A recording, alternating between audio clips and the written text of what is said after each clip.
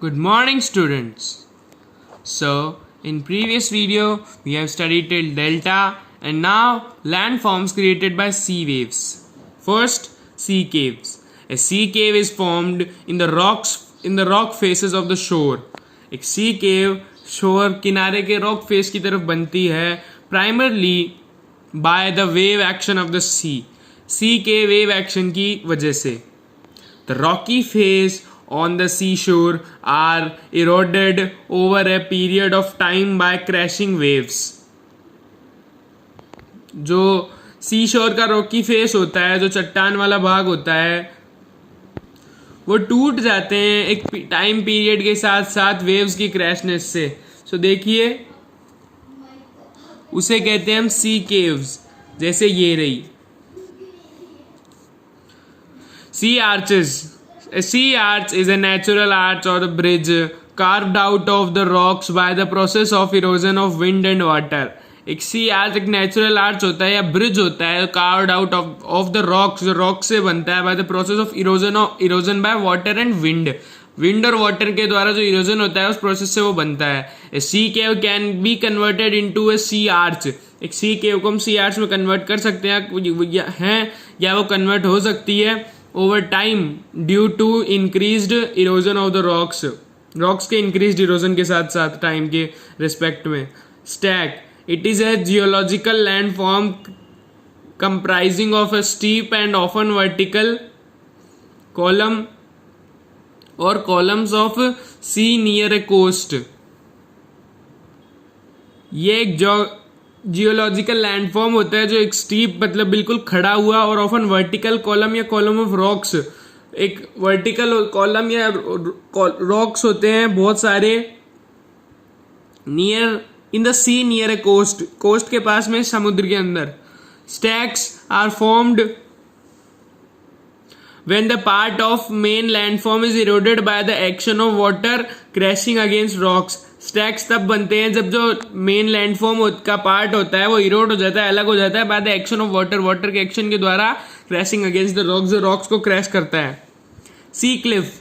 The sea coast region rising almost vertically above the sea water is called sea Cliff.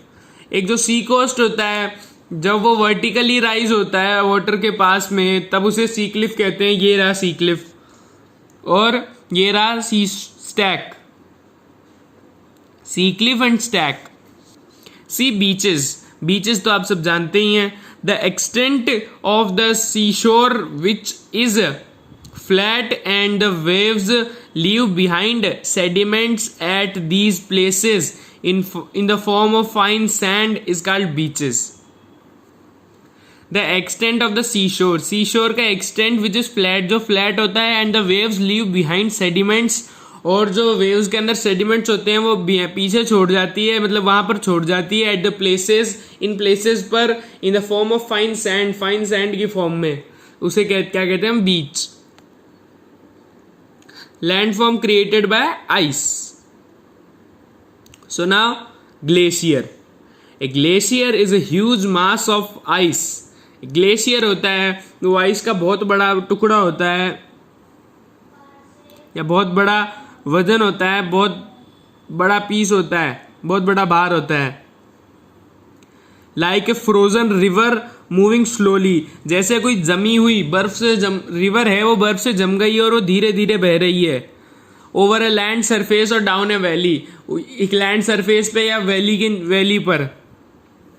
In some places, कुछ places पे, the amount of snowfall exceeds the amount of snow that melts. कुछ places पर जो snow melt होती है उससे ज्यादा snowfall का अमाउंट ज्यादा होता है.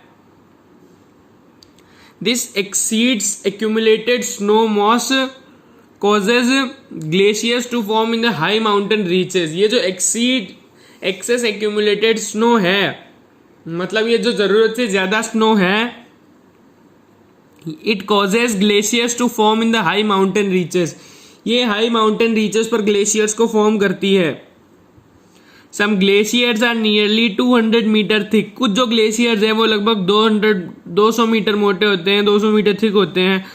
Nearly equal to a 60 storey building, मतलब 60 मंजिल की बिल्डिंग के बराबर, इतने चौड़े, इतने मोटे.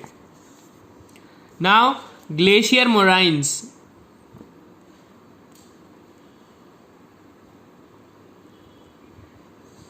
As the mass of ice in the glacier slides down,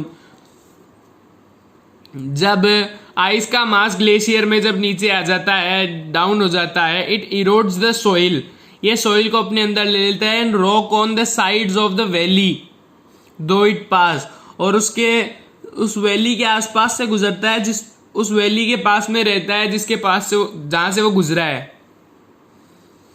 The soil and the rock debris collect and move along with the mass of ice.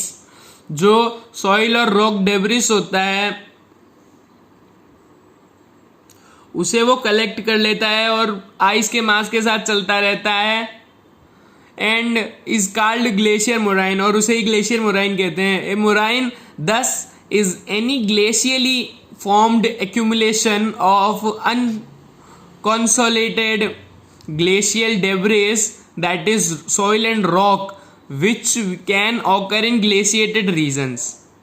एक मोराइन जो क्या होता है, वो ग्लेशियली फॉर्म्ड एक्यूमुलेशन होता है अनसॉलिडेटेड ग्लेशियल डेब्रिस का.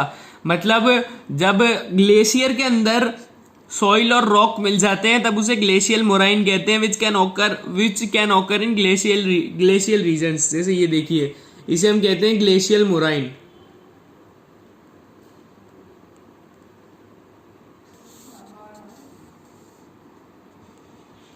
Okay, so students, tomorrow we will study features created by wind.